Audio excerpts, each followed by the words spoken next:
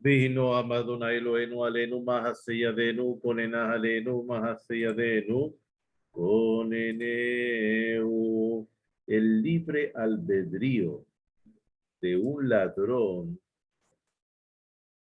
no está en robar o no robar, sino en matar.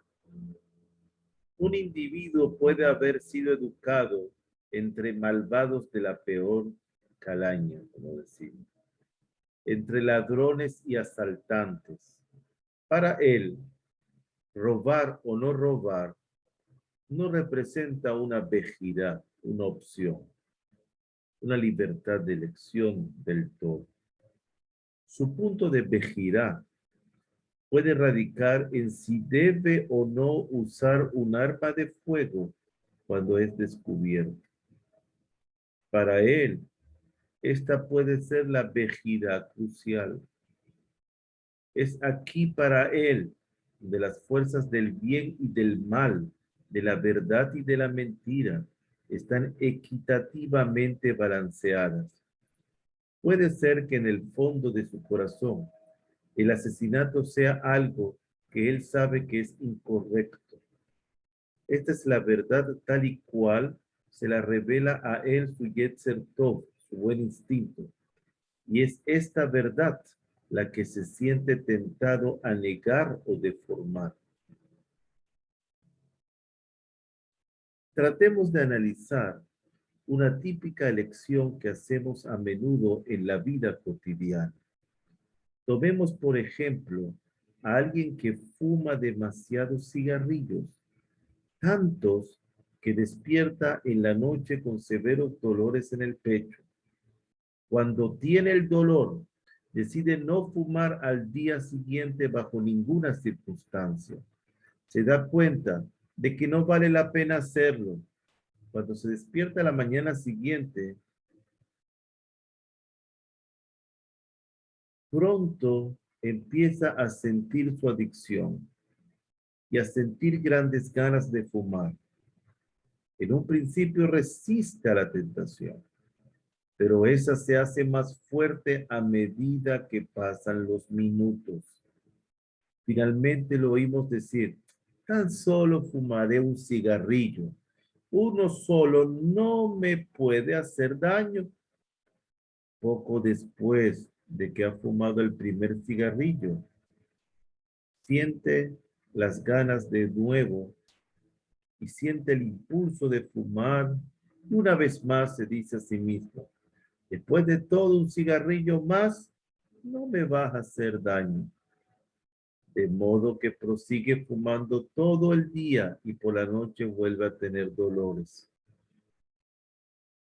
La pregunta es, ¿cómo será el día siguiente? Aunque sabe bien que si se permite tan solo una fumada, se iniciará la misma reacción en cadena. Está preparado para engañarse, él mismo engañarse, autoengañarse de la misma forma. Como un subterfugio, una escapatoria o un medio engañoso. Si él se estuviese enfrentando tan solo a alternativas claras, fumar y tener el dolor, o no fumar y no tener el dolor, hay poca duda acerca de cuál sería su decisión. El deseo de no sufrir el dolor se sobrepondría fácilmente al deseo de fumar. ¿Cómo es que prevalece la voluntad más débil? Simplemente a través del subterfugio que señalamos arriba. Tenemos derecho a preguntarnos, ¿qué hace que la persona adopte el argumento peor? Un cigarrillo no puede hacer daño. E ignore el argumento correcto, uno me llevará al otro. Como todo el mundo sabe que es el correcto. Podrá suceder que el deseo de fumar ha dominado al proceso de razonar, pero no es algo seguro que el deseo de fumar es menos fuerte que el deseo de no tener dolor. Ha de ser así como lo vimos arriba. Pues sí, no. ¿A qué viene el engañarse a sí mismo? Podría simplemente fumar estando plenamente al tanto de que va a causarle daño a la larga. Algo más. Nos vemos obligados a concluir que debe haber algo más que las dos voluntades en conflicto, decidiendo una elección. Ese algo más no es otra cosa que la persona misma. Él es la persona capaz de desviar su mente de la verdad, aun cuando esa verdad le es perfectamente clara. Él es quien decide adoptar un argumento engañoso para ocultar su desviación de la verdad. Hay dos voluntades que compiten en su mente y él decide en forma deliberada ignorar los méritos de una y sus verdaderos argumentos y en cambio se decide por la otra voluntad, sus argumentos falaces. ¿Qué lo induce a hacer esto? No son las voluntades que compiten entre sí, sino la persona misma, con su libertad de escoger. Podría decirse a sí mismo, mira, ¿qué objeto tiene simular una cosa? Una excusa no es la realidad. Y si sigo por este camino, voy a terminar con severos dolores en la noche. Si razona así, va a dejar de fumar, de modo que no tiene a nadie a quien culpar más que a sí mismo. Ahora, ¿cuál es la esencia de la vejidad, del libre albedrío, de la elección? Qué tontos son aquellos que piensan que la voluntad más débil por sí sola hace que la persona adopte la falacia, sabiendo muy bien que es una falsedad. No explican por qué la voluntad más fuerte no induce a la persona a adoptar el verdadero argumento que comprende muy bien. El hecho es que un ser humano puede captar la verdad, en cuyo caso la voluntad más débil se aleja con todos sus argumentos ilusorios, o puede deliberadamente ignorar la verdad y aceptar la falsedad en su lugar, rechazando a la voluntad que tiene la verdad a su lado. Estas dos alternativas son el tema de la vejirá o libre elección. La vejidad depende tan solo de la persona. No está implicada ninguna causa exterior. La causa primaria es la persona misma. Esto es bien sabido por cualquiera que haya ejercitado tan solo una vez su vejidad y haya conquistado su inclinación maléfica. Tal persona percibe con absoluta claridad que ha abandonado la ilusión y ha escogido la verdad. Entonces, ¿cuál es la realidad o la verdad de la vejidad?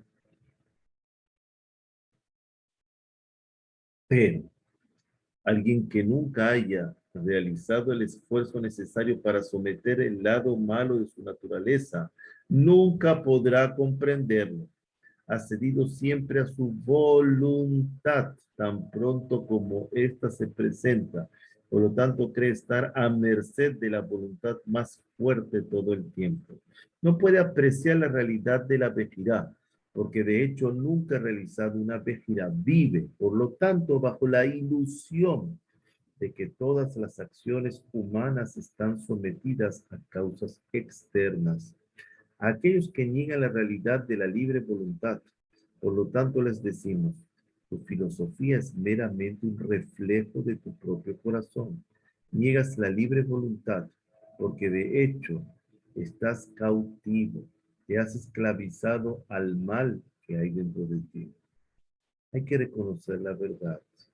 Si resumimos todo lo que hemos hablado, la esencia de la buena vejidad, la libertad de elección, consiste en reconocer la naturaleza única e indivisible de la verdad. Y esto equivale a reconocer al Creador. La esencia de una mala vejirá es aceptar a la falsedad como una realidad. Y esto equivale a negar la unicidad de Dios y aceptar la falsedad de una dualidad de poderes en el universo. Los rabinos de bendita memoria dicen que el Yetzer Hará, la inclinación del mal, es como un Dios extraño, un ídolo en el corazón humano. Quien escucha a su Yetzer Hará es como un idólatra. Los rabanim llaman incluso a Adán un hereje. Adán, el primer hombre, un hereje, por prestar atención a las tretas de la serpiente. Aunque pecó con la mejor de las intenciones, pecó, cayó. ¿Cuál es el punto entonces? Cuando dos ejércitos están trabados en una batalla, la lucha tiene tan solo lugar en el frente. El territorio detrás, la retaguardia de las líneas de un ejército está bajo control de ese mismo ejército y se espera poca o ninguna resistencia allí. Una situación similar impera a su vez detrás de las líneas del otro ejército. Si un lado obtiene una victoria en el frente y hace retroceder al enemigo, la posición del frente de batalla habrá cambiado. Por lo tanto, de hecho, la lucha tiene lugar tan solo en un sitio, aunque potencialmente la línea de batalla pudiese dibujarse en cualquiera de los territorios de los dos países en lucha. La situación es muy similar en lo que se refiere a la vejidad. Todo el mundo tiene la libertad de elección. En el punto en donde la verdad se enfrenta a la falsedad. En otras palabras, la vejidad tiene lugar en ese punto en donde la verdad, como la ve la persona, se enfrenta a la ilusión producida en él por el poder de la falsedad. Pero la mayor parte de las acciones de una persona se realizan sin choque alguno entre la verdad y la falsedad. Muchas de las acciones de una persona pueden ser que coincidan con lo que es objetivamente correcto, porque él ha sido educado en esa forma y no se le ocurre actuar en formas diferentes. Y pueden tomarse muchas decisiones malas y falsas, simplemente porque la persona no se da cuenta de que son malas. El libre albedrío ejercita y efectúa una vejidad válida solamente en la frontera entre las fuerzas del bien y las fuerzas del mal, dentro de esa persona. Muchos judíos que en otros aspectos son observantes tienden a hablar mal de otras personas, violando así la prohibición contra la Shonara, sin darse cuenta de que se trata de un pecado grave. Sin embargo, estas personas no soñarían tan siquiera con violar las leyes del Shabbat y Yetzirah ni tan siquiera los tienta a hacer esto o a dejar de efectuar los rezos prescritos o a ponerse tzitzit de filim, porque han sido educados a realizar estas cosas sin hacer preguntas. No hay vejirá implícita en ninguno de estos casos. La vejirá entra en juego tan solo cuando uno se ve tentado a actuar contra la verdad como uno la ve y las fuerzas de cada lado están más o menos balanceadas.